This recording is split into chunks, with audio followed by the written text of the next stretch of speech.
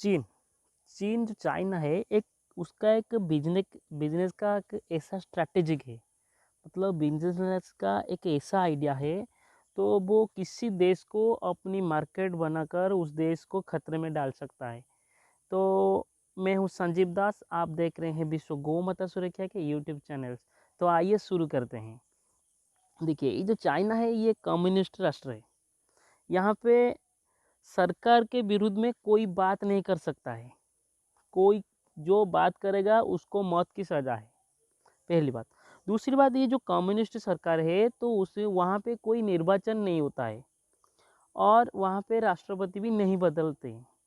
एक आदमी अभी जैसे जिनपिंग है, तो ये क्या करता है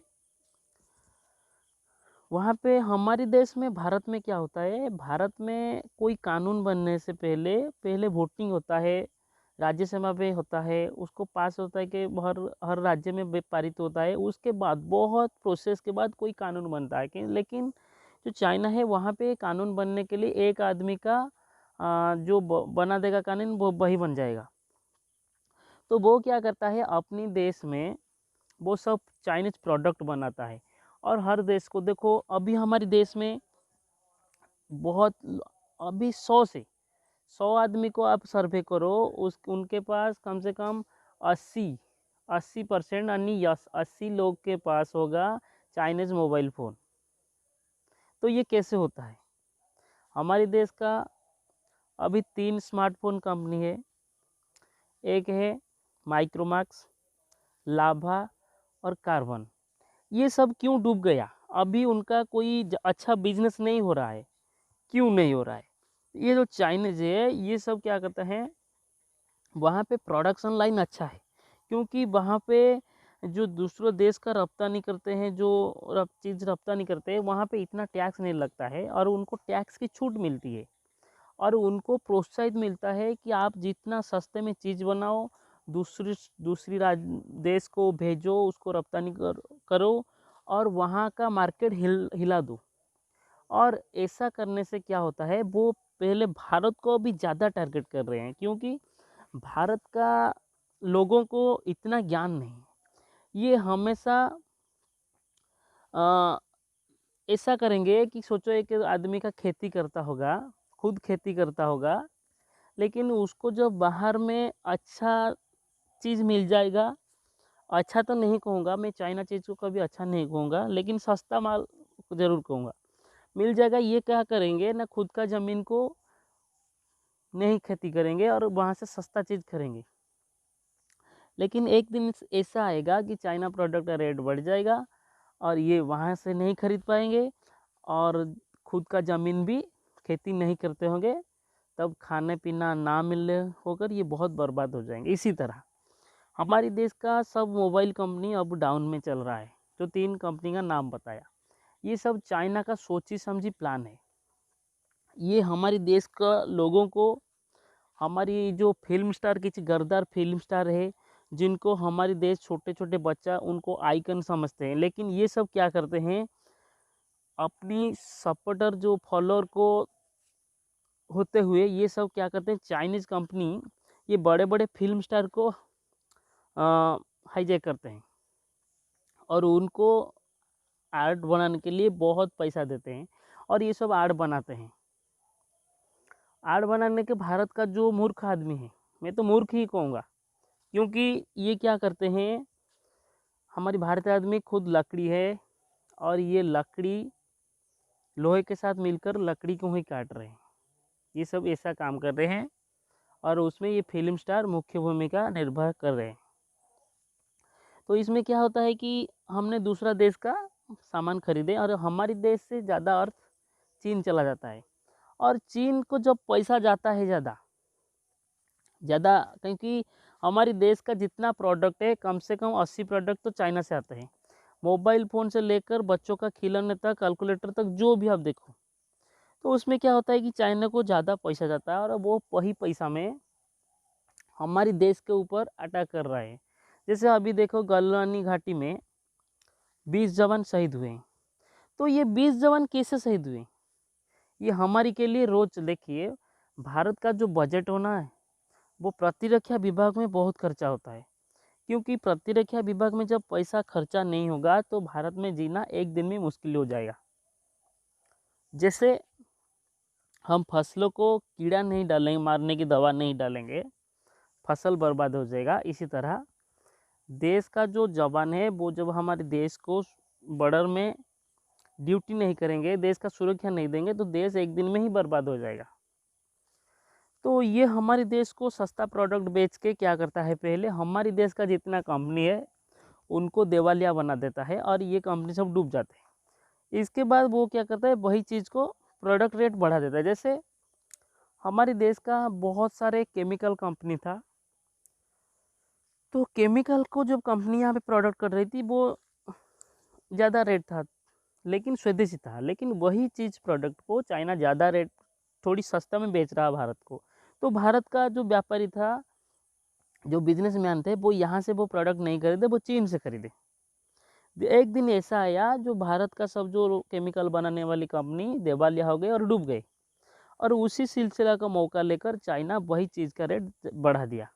और मैं जब बोला था जिस बढ़ा दिया, तो इसमें क्या हुआ कि भारतवासी क्या किए ना, वही प्रोडक्ट को तो भारत में बंद हो चुका था और उनके पास कोई रास्ता नहीं, वही चीज़ चाइना जो रेट बढ़ा दिया उसी में से खरीदे ज़्यादा रेट में देकर।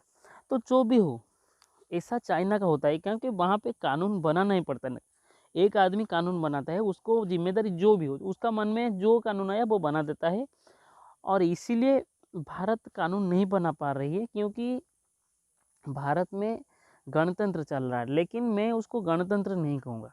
क्यों नहीं कहूँगा? क्योंकि हमने तो वोट डाल के किसी नेता मंत्री को खड़ा करते हैं, लेकिन जो भी कानून यहाँ पे बनती है, ये सब कानून वोट के माध्यम से बन जाता है। क्योंकि जो कानून बनेगा वोट के माध्यम में, जब कानून बनेगा तो अच्छा बनेगा और बहुत जल्द से जल्द बनेगा। ये कानून को मैं शायद बदलना चाहिए था। तो जो भी हो, ये चाइना हमारे देश को सस्ता प्रोडक्ट देते हैं और हमारी यहाँ का फिल्म स्टार जो बेवकूफ़ बनाते हैं लोगों को। क्योंकि गांधी जी ने भी बताया था, स्वदेशी अपनाओ, देश को बचाओ। तो हमने चाइना प्रोडक्ट खरीदते हैं।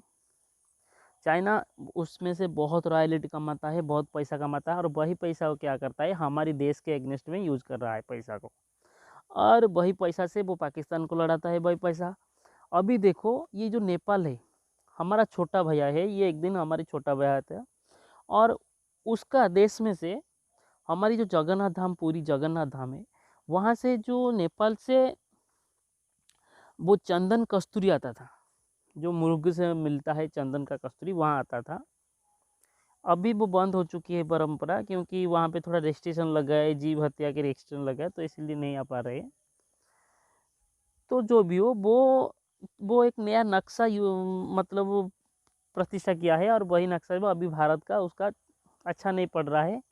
और ये चीन का टायर में हवा जैसे आता है, चीन का हवा में अभी नेपाल थोड़ा ऊपर चपड़ हो रहा है, मतलब भारत से भिड़ रहा है। तो ये जो जितना प्रोडक्ट भारत को बेचता है उससे रॉयल्टी लेता है, ये नेपाल को भड़काता है और ये पाकिस्तान को भड़काता है, ऐसा बहुत कुछ करता है। तो आखिर में भारतवासी को ये बताना चाहूँगा, ये चीन बहुत बेईमान है और गद्दार है। ये जिस थाली में खाता है उसी थाली को छेद करने में नहीं पीछे हटता है। तो हम भारतवासी, और हमारी भारतवासी का एक ये गलती है, जब तक कोई एक्सीडेंट नहीं घटेगा तब तक ये कोई एक्शन नहीं लेंगे। ये कभी भी एक्सीडेंट होने से पहले कैसे नहीं होगा एक्सीडेंट, ये कभी वही नहीं करते। जैसे यहाँ पे एक स्कूल गाड़ी का एक्सीडेंट हो जाता है तो सब गाड़ी का कागज पत्र चेकिंग चलता है। जैसे कहीं एक ब्रिज टूट जाता है, बहुत लोग मर जाते, तो तब बाद में वहाँ पे इंक्वायरी चल रहा था और सभी जगह में ऐसा रेस्ट्रिक्शन लगा। तो हमारे देश में जब घटना घटेगी उससे पहले यहाँ पे कुछ एक्शन नहीं लिया जाता है। तो इसीलिए घटना घटने के बाद, बहुत धन जीवन नष्ट होने के बाद यहाँ पे एक्शन लिया जाता है। तो मैं कृपा करके भारतवासी आपको निवेदन करूँगा, आपका हाथ जोड़ के बोलता हूँ, आप कभी भी चीन की सामान मत खरीदो। क्योंकि चीन, सोचो चीन एक गाड़ी का टायर है। एक मैं एग्जाम्पल देता हूँ। तो हम जब तक चीन से सामान खरीदते रहेंगे तब तक उसमें उसका जो टायर है ना, वो हम उसमें हवा देते रहेंगे।